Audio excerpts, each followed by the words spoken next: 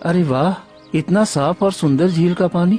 ये पानी मुझे मिल जाए तो मेरी प्यास बुझ जाए। चलो जल्दी से पानी पी लेता हूँ, मुझे तो बहुत जोर की प्यास लगी है। फिर रघु झील के पास पहुँचता है। तभी उसकी नजर एक पेड़ के बगल में पड़े एक घायल हिरन पर पड़ती है। अरे ये तो घायल है, लेकिन मैं क्या करूं? वैसे भी इस जंगली जानवर के लिए मैं अपना वक्त खराब क्यों करूं? मुझे तो बहुत जोर की प्यास लगी है। चलो पहले पानी पी लेता हूं। रघु जैसे ही झील से पानी पीने के लिए हाथ डालता है, तभी अचानक उसके हाथों में पानी की जगह सोने चांदी के सिक्के निकलते हैं। अरे ये क्या, मेरे हाथों में सोना चांदी? ये तो जादुई झील है।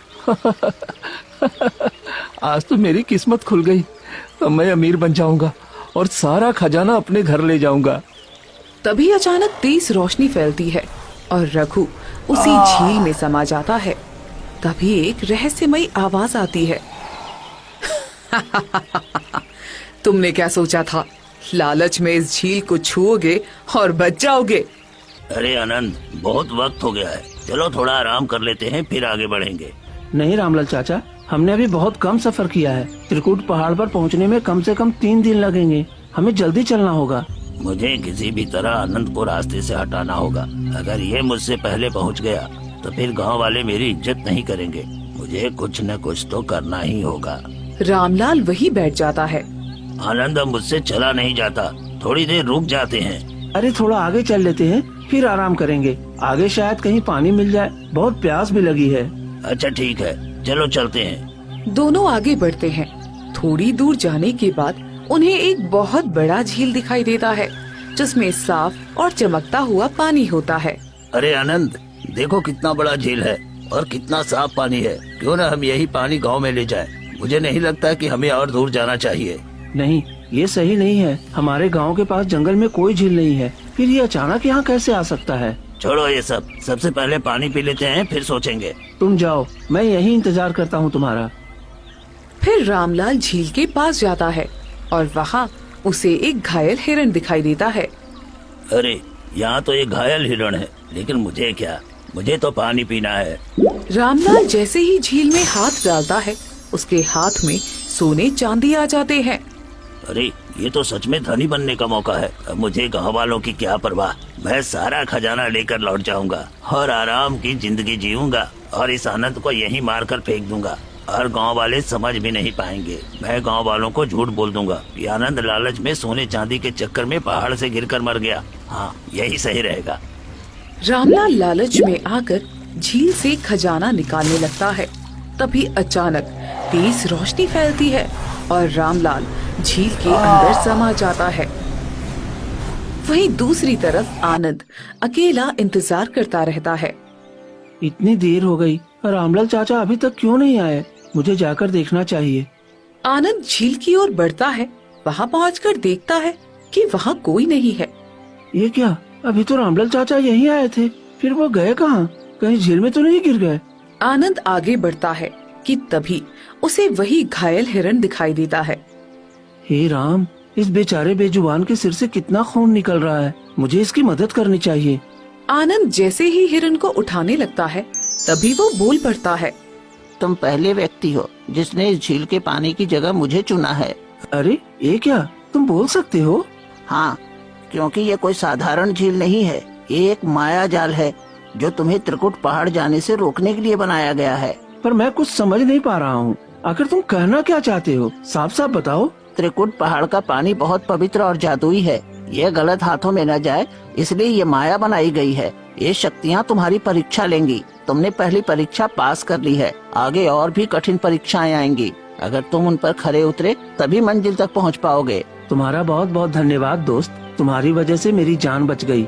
अब मैं आगे बढ़ता हूँ। मेरे गांव वाले प्यास से तड़प रहे हैं और मुझे हर हाल में पानी लेकर जाना है। फिर आनंद आगे बढ़ जाता है। चारों तरफ सन्नाटा और हल्की हल्की हवा चल रही होती है। हे भगवान, मुझे सही रास्ता दिखाओ। मेरे गांव वाले मेरी राह देख रहे हैं, मुझे कमजोर मत पड़ने देना। अचानक जमीन हिलने लगती है और आनंद घबरा जाता है। ये क्या हो रहा है? यहाँ सब कुछ हिल कैसे रहा है? जमीन के अंदर से तेज रोशनी निकलती है और आनंद के सामने सोने चांदी और हीरो से भरा विशाल खजाना प्रकट हो जाता है। अरे बाप रे, इतना सारा धन! इतना सारा धन तो मैंने सपने में भी नहीं देखा था। तभी हवा में एक रहस्यमयी आवाज गूंजती है। आनंद, ये सारा खजाना तुम्हारा हो सकता है, बस एक शर्त पर। क्या है शर्त आपका? यदि तुम ये धन अपनाओगे तो त्रिकुट पहाड़ जाने की जरूरत नहीं पड़ेगी। इस धन से तुम राजा जैसी जिंदगी जी सकते हो। तुम्हारी माँ कभी भूखी नहीं रहेगी, तुम्हें कोई मजदूरी नहीं करनी पड़ेगी। आनंद थोड़ी देर खजाने को देखता है। उसकी आंखों में चमक और लालच दोनों झलकते हैं।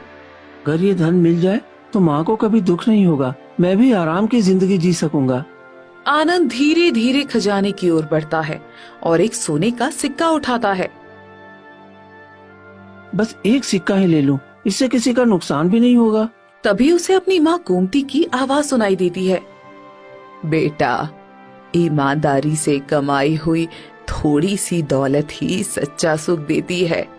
गलत रास्ते का धन कभी चैन नहीं देता। माँ, आपकी आवाज यहाँ कैसे? ये क्या हो रहा है? तभी गांव वालों की आवाज सुनाई देती है। आनंद, आनंद, हमें बचा लो, हम प्यास से मर जाएंगे। आनंद, हम सब तुम्हारे भरोसे हैं। तभी आनंद की आंखों में आंसू आ जाते हैं। वो सिक्का वापस खजाने पर रख देता है। नहीं, मैं ये धन नहीं लूंगा। अगर मुझे अमीर बनना है तो अपने गांव वालों को बचा कर बनूंगा। माँ की इज्जत और गांव वालों की जिंदगी इस धन से कहीं ज्यादा कीमती है। तभी तेज हवा चलने लगती है। खजाना धीरे धीरे गायब होने लगता है। शाबाश आनंद, तुमने लालच की परीक्षा पास कर ली। तुम्हारा दिल साफ है। अब आगे की राह तुम्हारे लिए खुल गई है। आनंद के सामने एक नया चमकता हुआ और उसके सामने रास्ता बन जाता है। अब चाहे कितनी भी मुश्किल आए, मैं पीछे नहीं हटूंगा। आनंद आगे बढ़ जाता है और थोड़ी देर बाद उसे बहुत जोर से प्यास लग जाती है। ए भगवान, अब तो मुझे बहुत जोर की प्यास लग गई है, पर मुझे रुकना नहीं है। मुझे किसी भी हालत में त्रिकुट पहाड़ पर पहुंचना ही है। अगर मुझे इतनी प्यास लग रही है तो मेरे गांव वालों की क्या हालत हो गई होगी। मुझे चलते ही रहना होगा। फिर आनंद जैसे तैसे आगे बढ़ता है और त्रिकुट पहाड़ पर पहुंच जाता है। चलो, भगवान का लाख लाख शुक्र है, मैं त्रिकुट पहाड़ पर आ गया। अब बस किसी तरह मुझे उस झील तक पहुंचना होगा। फिर आनंद जैसे ही आगे बढ़ता है, उसके सामने एक बेहद खूबसूरत लड़की आकर खड़ी हो जाती है। तुम कौन हो? यहाँ त्रिकुट पहाड़ पर क्या कर रही हो? मेरा नाम दिव्यांशा है। मैं इस त्रिकुट पहाड़ पर अपने पिताजी संत महर्षि के साथ रहती हूँ। तुम पहले व्यक्ति हो जो यहाँ तक आए हो, इसलिए मैं तुम पर मोहित हो गई हूँ और तुमसे विवाह करना चाहती हूँ। अगर तुम मुझे स्वीकार कर लोगे तो तुम यहीं के वासी बन जाओगे और खुशी खुशी जीवन भी बिता सकते हैं हम। नहीं, मैं यहाँ झील को अपने गांव तक ले जाने के लिए आया हूँ। मेरे गांव वाले प्यास से तड़प रहे हैं और मुझे किसी भी कीमत पर उन्हें प्यास से आजाद कराना है। देखो, तुम मुझे ठुकरा रहे हो। मैं इतनी खूबसूरत हूँ, तुम्हें यहाँ कोई और नहीं मिलेगी। आज तक मेरे लिए कितने लड़कों की लाइन लग रही थी, लेकिन मैंने किसी को भी नहीं अपनाया। आज तुम पहले व्यक्ति हो जिसे मैं दिल से अपनाना चाहती हूँ। मुझे माफ कर दो, मैं तुम्हारी सुंदरता को नहीं ठुकरा रहा, लेकिन इससे ज्यादा जरूरी मेरे गांव वालों की प्यास है। मैं किसी मोह माया में नहीं पड़ सकता, मुझे आगे जाना होगा। आनंद आगे बढ़ जाता है और दिव्यांशा उसे देखते हुए रहस्यमयी तरीके से मुस्कुराने लगती है। मैं जानती थी कि तुम यही करोगे। तुम बिल्कुल उपयुक्त हो इस झील का पानी ले जाने के लिए। फिर दिव्यांशा हंसते हुए रहस्यमयी तरीके से वहाँ से गायब हो जाती है। थोड़ी ही दूर जाने के बाद अब आनंद एक बहुत बड़े झील के पास पहुँच जाता है, जहाँ पानी इतना चंचल होता है कि उसे देखते ही आनंद मोहित हो जाता है। अरे, ये झील तो सचमुच यहाँ है। अब मैं क्या करूँ? इसे गांव तक कैसे ले जाऊँ? मुझे बहुत प्यास भी लगी है। क्या करूँ? पानी पीकर साथ ले जाऊँ? मुझे कुछ समझ में नहीं आ रहा। तभी दिव्यांशा झील के बीचों बीच से बाहर आ जाती है। ये क्या? तुम इस झील में कैसे आ गई? मैं इस झील की रक्षिका हूँ। ये झील किसी गलत हाथों में ना जाए, इसलिए मैं तुम्हारी परीक्षा ले रही थी।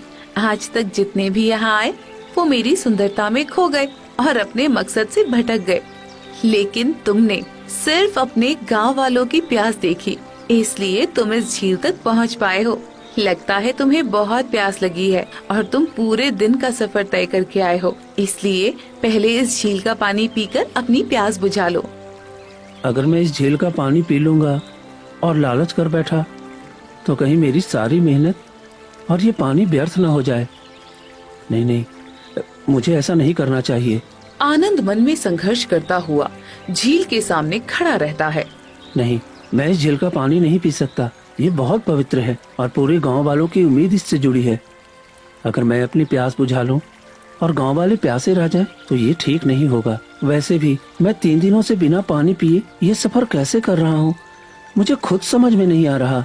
क्योंकि तुम्हारे अंदर गांव वालों की प्रार्थनाएं और साधु महाराज का आशीर्वाद है, इस वजह से तुम्हें प्यास नहीं लगी। और अगर आनंद तुम इस झील का पानी पी लेते हो ना, तो ये झील तुम्हारे साथ गांव तक नहीं जाएगी।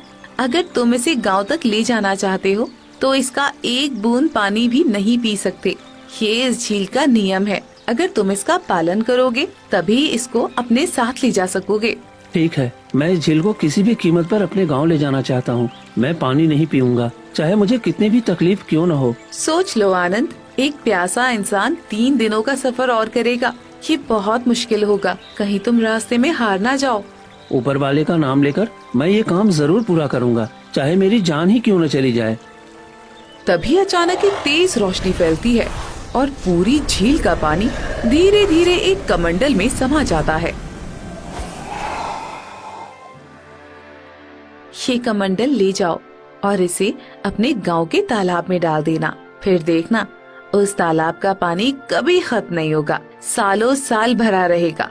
लेकिन ध्यान रखना, रास्ते में इसका पानी न गिरे और ना ही इसका गलत इस्तेमाल हो, वरना इसकी सारी शक्तियाँ खत्म हो जाएंगी। ठीक है, मैं ये जिम्मेदारी पूरी ईमानदारी से निभाऊंगा। फिर आनंद कमंडल उठाता है और गांव की तरफ चल पड़ता है। थोड़ी ही दूर जाने के बाद आनंद बुरी तरह थक जाता है और जमीन पर बैठ जाता है। हे भगवान, हम मुझसे चला भी नहीं जा रहा और प्यास भी बहुत जोरों की लग रही है, पर मैं इस कमंडल का पानी पी नहीं सकता। मैं क्या करूं? मुझे कुछ समझ में नहीं आ रहा। आनंद खुद को संभालता है और फिर से उठकर आगे बढ़ जाता है। जैसे तैसे चलता हुआ आनंद एक जगह पहुंचता है। तभी वहाँ एक गांव वाला आकर खड़ा हो जाता है। आनंद, जल्दी से ये कमंडल मुझे दे दो, मैं कब से तुम्हारा इंतजार कर रहा हूँ। ये तुम कैसी बातें कर रहे हो राजू? मैं ये कमंडल तुम्हें नहीं दे सकता। ये मैं बहुत मेहनत से त्रिकुट पहाड़ से लाया हूँ। इसे गांव के तालाब में डालना जरूरी है, तभी हमारी पानी की समस्या खत्म होगी। नहीं, मैं इसे गांव वालों के सामने ले जाकर अपनी तारीफ गांव वालों से सुनना चाहता हूँ। सब मुझे ईमानदार और बहादुर समझेंगे। अब ये कमंडल तुम्हें मुझे ही देना होगा। फिर राजू झपट्टा मारकर आनंद के हाथ से कमंडल छीन लेता है और भागने लगता है। नहीं राजू, ये ठीक नहीं है। मेरा कमंडल मुझे वापस कर दो। तुम ऐसा मत करो, नहीं तो अनर्थ हो जाएगा। तुम्हारी वजह से पूरे गांव के लोग पानी के लिए तड़प तड़प कर मर जाएंगे। ऐसा मत करो। आनंद उसके पीछे पीछे दौड़ता है।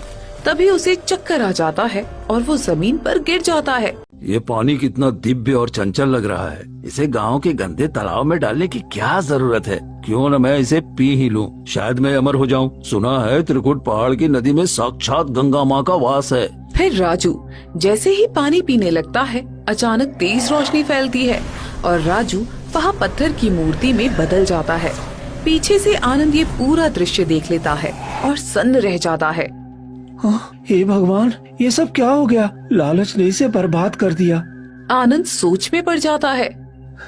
मैं क्या करूं? इस कमंडल का जल भी जूठा हो गया है, लेकिन मुझे इसे लेकर आगे जाना ही होगा। मुझे ये जल तालाब में डालने से पहले साधु महाराज से मिलना होगा। फिर आनंद थोड़ी देर चलते चलते कुटिया में पहुंच जाता है। आओ पुत्र आओ, आखिर तुमने कर ही दिखाया। तुम त्रिकुट पहाड़ से जादुई झील का जल ले ही आए। वाह, तुम वाकई में बहुत महान हो। हाँ साधु महाराज, मैं झील का जल तो ले आया, लेकिन उस राजू ने इसे जूठा कर दिया है। अब वो पत्थर की मूर्ति बन गया है। मैं क्या करूं? इस जल का इस्तेमाल कैसे करूं? उसने लालच में तुम्हारे पास से जल छीनने की कोशिश की, लेकिन तुमने लालच नहीं किया, इसलिए इसकी शक्ति अभी भी बरकरार है। इस जल को ले जाकर अपने गांव के तालाब में डाल दो, फिर देखना जादुई झील का जादू पूरे गांव की प्यास को खत्म कर देगा। ठीक है साधु महाराज, आप जैसा कहेंगे मैं वैसा ही करूँगा। फिर आनंद वहाँ से निकल पड़ता है और गांव के तालाब में पहुँच जाता है। बस अब कुछ ही देर में ये तालाब भर जाएगा। आनंद कमंडल का जल तालाब में डालता है। तभी तेज रोशनी फैलती है और पानी धीरे धीरे बढ़ने लगता है। अचानक पूरा तालाब भर जाता है और पानी से लबालब हो जाता है।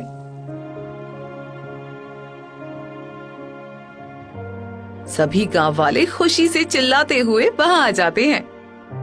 अरे बेटा, तुमने तो कमाल कर दिखाया। वो रहस्यमयी झील का जल तुम हमारे गांव में ले आए। देखो, हमारा तालाब जहाँ एक बूंद पानी नहीं था, आज कितना भर गया है। तुम तो हमारे गांव के हीरो हो, हीरो। सच में आनंद, हम लोग मान गए। हम जानते थे कि तुम मेहनती और ईमानदार हो, लेकिन आज तुम्हारी वजह से जो हमारे पूर्वज भी नहीं कर पाए वो तुमने कर दिखाया। हमें तुम पर बहुत गर्व है। और हाँ, आज से तुम्हें हमारे गांव का सरपंच घोषित किया जाता है। अब जो भी तुम कहोगे वही इस गांव का नियम होगा और हम सब मिलकर तुम्हारा साथ देंगे। इसीलिए कहते हैं कि मन में कभी छल कपट नहीं रखना चाहिए। आज अगर ये गांव बचा है तो सिर्फ आनंद की सच्चाई और मेहनत की वजह से बचा है। सभी गांव वाले आनंद की जय जयकार करने लगते हैं। उसके बाद आनंद अपनी माँ के साथ खुशी खुशी रहने लगता है।